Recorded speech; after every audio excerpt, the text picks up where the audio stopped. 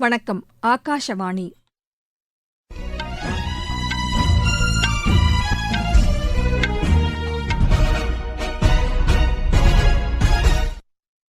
செய்திகள் வாசிப்பவர் லட்சுமி ராகவன். தலைப்புச் செய்திகள். நாட்டின் பல பகுதிகளில் நெசவாளர்களால் உருவாக்கப்படும் கைத்தறி ரகங்கள் வளமான பாரம்பரியத்தையும் கலாச்சாரத்தையும் வெளிப்படுத்துவதாக பிரதமர் திரு நரேந்திர மோடி தெரிவித்துள்ளார். 2வது மற்றும் 3ஆம் நிலை நகரங்களில் தகவல் தொழில்நுட்ப நிறுவனங்களை அமைப்பதற்கான முயற்சிகளை மத்திய அரசு மேற்கொண்டுள்ளதாக அத்துறைக்கான இணையமைச்சர் திரு ஜிதின் பிரசாத் கூறியுள்ளார்.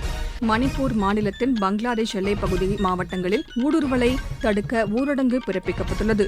சொத்து குவிப்பு வழக்கிலிருந்து மாநில அமைச்சர்கள் திரு KKSSR ராமச்சந்திரன் மற்றும் திரு தங்கம் தென்னரசு ஆகியோரை விடுவித்து ஸ்ரீவில்லிபுத்தூர் நீதிமன்றம் பிறப்பித்த உத்தரவை சென்னை உயர்நீதிமன்றம் ரத்து செய்துள்ளது.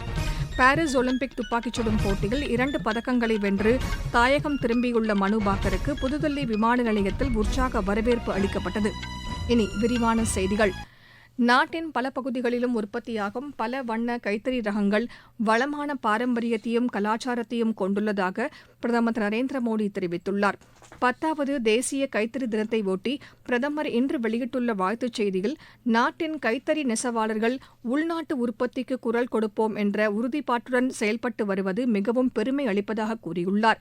தேசிய கைத்தறி தினத்தை முன்னிட்டு புதுதில்லி விஞ்ஞான் பவனில் இன்று நடைபெறும் நிகழ்ச்சியில் குடியரசு துணைத் தலைவர் திரு ஜெகதீப் தன்கர் பங்கேற்கிறார்.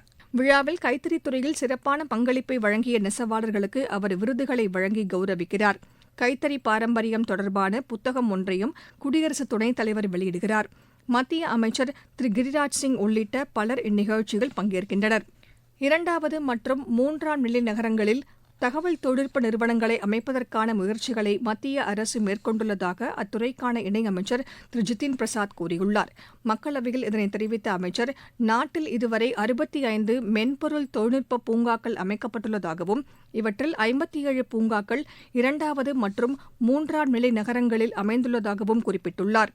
கிராமப்புறங்களை தகவல் தொழில்நுட்ப நகரங்களுடன் இணைப்பதற்கான முயற்சிகளும் மேற்கொள்ளப்பட்டு வருவதாக அவர் கூறினார்.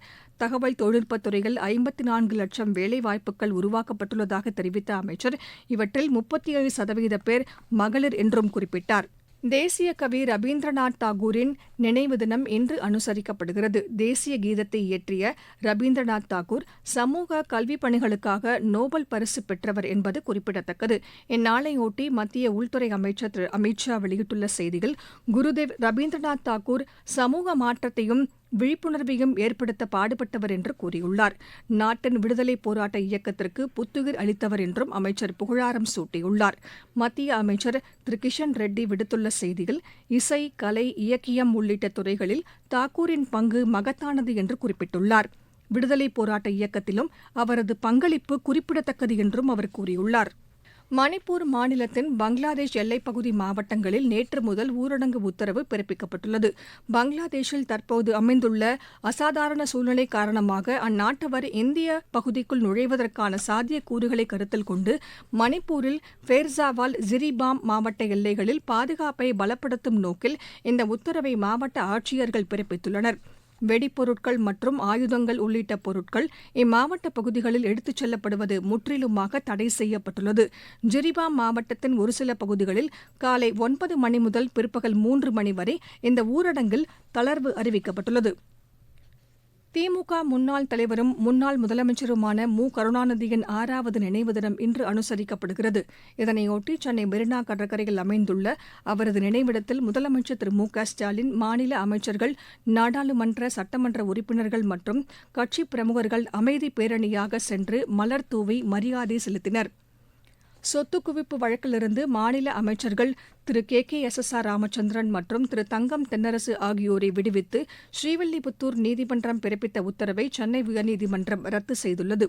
இது தொடர்பாக நீதிபதி திரு ஆனந்த் வெங்கடேஷ் இன்று பிறப்பித்த உத்தரவில், இரு அமைச்சர்களுக்கு எதிராகவும் குற்றச்சாட்டுக்களை பதிவு செய்ய ஆரம்ப கட்ட முகாந்திரம் இருப்பதாக கூறியுள்ளார்.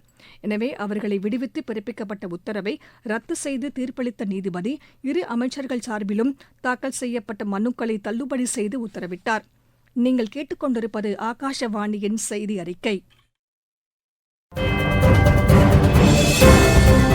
புதிய குற்றவியல் சட்டங்களின் சிறப்பு அம்சங்கள். இந்த புதிய சட்டங்கள் நீதியில் மட்டுமே கவனம் செலுத்துகிறதே தவிர தண்டனையில் அல்ல. பயங்கரவாத செயல் வரையறுக்கப்பட்டுள்ளது. சிறார்களுக்கு எதிரான குற்றச் செயல்களில் ஈடுபடுவோரை கடுமையாக தண்டிக்கும் சட்ட பிரிவுகள், 7 ஆண்டுகள் அல்லது அதற்கு மேற்பட்ட தண்டனைக்கான வழக்குகளில் தடயவியல் விசாரணை கட்டாயமாக்கப்பட்டுள்ளது. கைது செய்யப்பட்ட நபர் எல்லை வரையறையின்றி எந்த ஒரு நீதிபதி முன்பும் ஆஜர்படுத்தும் முறை.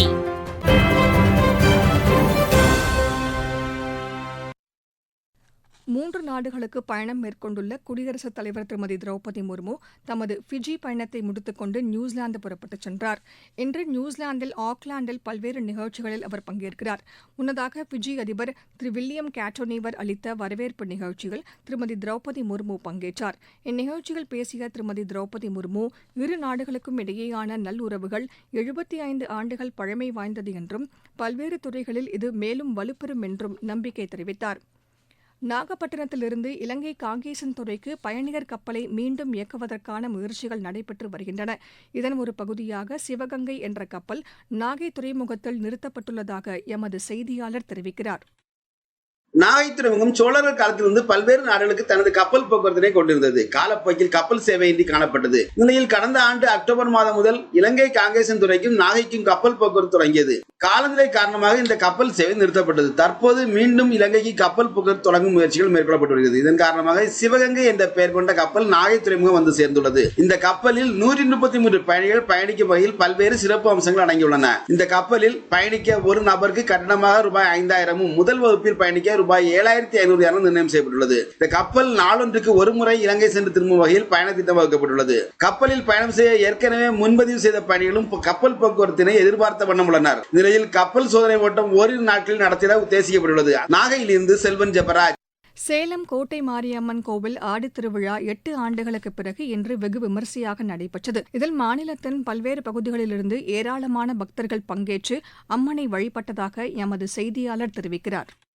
சேலம் மாவட்டத்தில் பிரசித்தி பெற்ற கோட்டை மாரியம்மன் கோவில் ஆடித்திருவிழா இன்று வெகு விமரிசையாக கொண்டாடப்பட்டு வருகிறது. இந்த ஆடித்திருவிழாவில் தமிழகத்தின் பல்வேறு பகுதிகளில் இருந்தும் ஏராளமான பக்தர்கள் கலந்து கொண்டுள்ளனர். கடந்த சில ஆண்டுகளாக கோவில் திருப்பணிகள் நடைபெற்று வந்ததால் திருவிழா விமரிசையாக கொண்டாட முடியாமல் இருந்தது. இந்த நிலையில் திருப்பணிகள் விரைந்து முடித்து கடந்த ஆண்டு கும்பாபிஷேகம் நடைபெற்றது. இதனைத் தொடர்ந்து வழக்கமான உற்சாகத்துடன் இந்த ஆண்டு ஆடித்திருவிழா வெகு விமரிசையாக நடைபெற்று வருகிறது. குறிப்பாக முக்கிய நிகழ்வான பொங்கல் வைத்தல், உருளுதண்டம் ஆகிய நிகழ்வுகள் நேற்று இரவு தொடங்கி தொடர்ந்து நடைபெற்று வருகிறது. இந்த நிகழ்வுகளில் சேலம் மாவட்டத்தின் பல்வேறு பகுதிகளிலிருந்தும் தமிழகத்தின் பிற மாவட்டங்களிலிருந்தும் ஆயிரக்கணக்கான பக்தர்கள் கலந்து கொண்டு அம்மனை வழிபட்டு வருகின்றனர். 8 ஆண்டுகளுக்கு பிறகு ஆண்கள், பெண்கள், சிறுவர்கள் என அனைவரும் கோவில் வளாகத்தில் உருளுதண்டம் போட்டு தங்களது நேர்த்திக்கடனை நிறைவேற்றி வருகின்றனர்.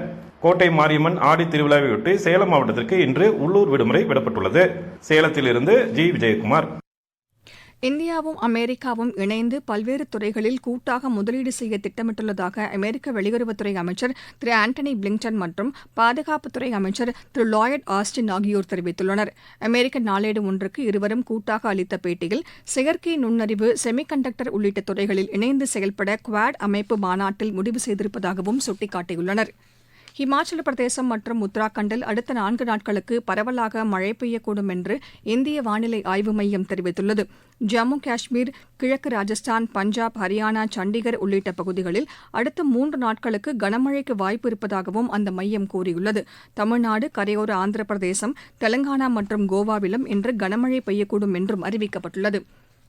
பாரிஸ் ஒலிம்பிக் துப்பாக்கிச் சுடும் போட்டியில் 2 பதக்கங்களை வென்று தாயகம் திரும்பியுள்ள மனு பாக்கருக்கு புதுதில்லி விமான நிலையத்தில் உற்சாக வரவேற்பு அளிக்கப்பட்டது. மத்திய இளையோர் நலன் மற்றும் விளையாட்டுத்துறை அமைச்சக அதிகாரிகள் மற்றும் விளையாட்டு ரசிகர்கள் அவரை வரவேற்றனர். பாரிஸ் ஒலிம்பிக் மல்யுத்த போட்டியின் 50 கிலோ எடைப்பிரிவில் இந்தியாவின் வினேஷ் போகத் இறுதிச் சுற்றில் பங்கேற்கிறார். பளுதூக்கும் போட்டியின் 49 கிலோ எடைப்பிரிவில் இந்தியாவின் மீராபாய் சானு பங்கேற்கிறார். டேபிள் டென்னிஸ் போட்டியின் காலிறுதி ஆட்டத்தில் இந்திய அணி இன்று ஜெர்மனி அணியை எதிர்கொள்கிறது. மீண்டும் தலைப்புச் செய்திகள். நாட்டின் பல பகுதிகளில் நெசவாளர்களால் உருவாக்கப்படும் கைத்தறி ரகங்கள் வளமான பாரம்பரியத்தையும் கலாச்சாரத்தையும் வெளிப்படுத்துவதாக பிரதமர் திரு நரேந்திர மோடி தெரிவித்துள்ளார். 2வது மற்றும் 3ஆம் நிலை நகரங்களில் தகவல் தொழில்நுட்ப நிறுவனங்களை அமைப்பதற்கான முயற்சிகளை மத்திய அரசு மேற்கொண்டுள்ளதாக அத்துறைக்கான இணையமைச்சர் திரு ஜிதின் பிரசாத் கூறியுள்ளார். மணிப்பூர் மாநிலத்தின் பங்களாதேஷ் எல்லைப் பகுதி மாவட்டங்களில் ஊடுருவலை தடுக்க ஊரடங்கு பிறப்பிக்கப்பட்டுள்ளது. சொத்து குவிப்பு வழக்கிலிருந்து மாநில அமைச்சர்கள் திரு KKSSR ராமச்சந்திரன் மற்றும் திரு தங்கம் தென்னரசு ஆகியோரை விடுவித்து ஸ்ரீவில்லிபுத்தூர் நீதிமன்றம் பிறப்பித்த உத்தரவை சென்னை உயர்நீதிமன்றம் ரத்து செய்துள்ளது. பாரிஸ் ஒலிம்பிக் துப்பாக்கிச் சுடும் போட்டியில் 2 பதக்கங்களை வென்று தாயகம் திரும்பியுள்ள மனுபாக்கருக்கு புதுதில்லி விமான நிலையத்தில் உற்சாக வரவேற்பு அளிக்கப்பட்டது. இத்துடன் இந்த செய்தி அறிக்கை நிறைவு பெற்றது.